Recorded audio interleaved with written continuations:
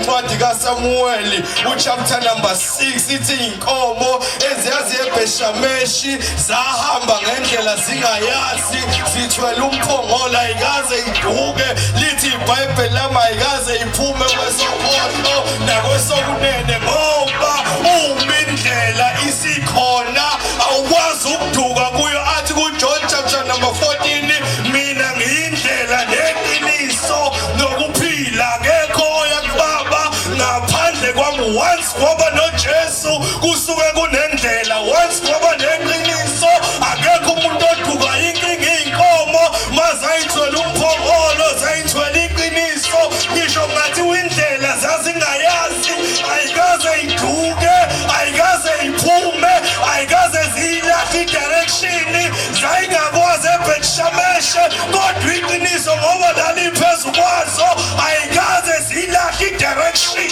ayikaze iphume kwesokhohlo ayikaze iphume kwesokunxele